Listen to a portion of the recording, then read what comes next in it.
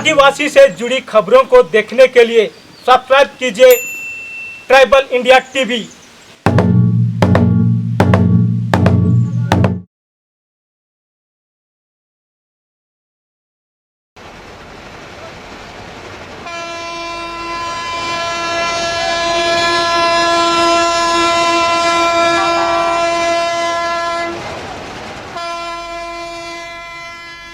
उड़ीसा की राजधानी भुवनेश्वर का एक छोटा सा गांव है पाटिया। उड़ीसा की घोर गरीबी की एक झलकी प्रस्तुत करता यह गांव विकास की छाया से कोसों दूर है। यहां रहने वाले लोग सीधे सरल तो हैं ही, साथ ही ज्ञान के प्रकाश से भी अछूते हैं। झुग्गी झोंपड़ी में रहने वाले ये ग्रामीण शिक्षा जैसी प्राथमिक आवश्यकताओं से भी अनभिज्ञ हैं। आर्थिक प्रगति तथा शहरी चमक दमक ने तो यहां अभी दस्तक भी नहीं दी है, परंतु निरीह से दिखने वाले ये ग्रामीण तथा साधारण से दिखने वाले इस गांव पर प्रकृति की कुछ खास मेहरबानी है। प्रकृति ने इन्हें खेती योग्य भूमि तथा उसे जोतने लायक दिमाग तो नहीं दिया, लेकिन ये अपना निर्वाह कर सके इसका जरूर इंतजाम कर दिया है।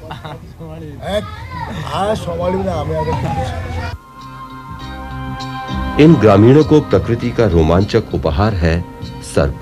जी हां, सर्प अर्थात सांप, जिसके मात्र नाम से ही शरीर में भय की सिहरन सी दौड़ जाती है। आदमी की तो बिसात ही क्या है। किसी जमाने में भगवान श्री कृष्ण की शक्ति को ललकारने वाले कालियानाग की संतानों का गढ़ है यहां। पाटिया गांव इन सर्पों के कारण ही मशहूर है। यहां सांपों की अनेक प्रजातियां पाई जाती हैं। एक से एक जहरीले सांपों की फुंकारें ही पाटिया गांव की सांसें हैं। बड़ी दिलचस्प बात है कि सांप जिसका कांटा पानी नहीं मांगता, उसे ये पाटियावासी अपनी आजीविका का मुख्य साधन बनाते हैं।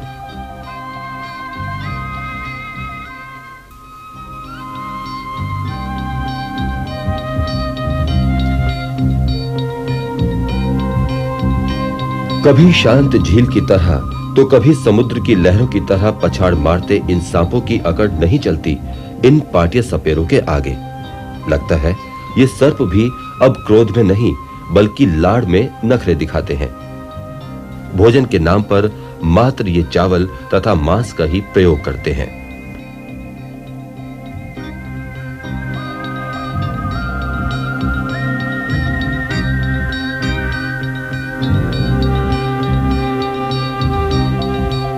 सांप पकड़कर बेचना या तमाशा दिखाना ही इनका मुख्य व्यवसाय है।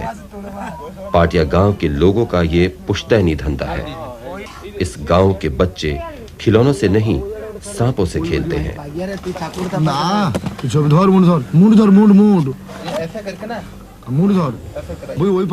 सांप ही इन लोगों के जीवन की धड़कन है। पूरे गांव की पहचान तथा जीने का आश्रय मात्र ये सांप ही हैं। सर्प पकड़ने का काम मुख्यतः पुरुष एवं बच्चे ही करते हैं।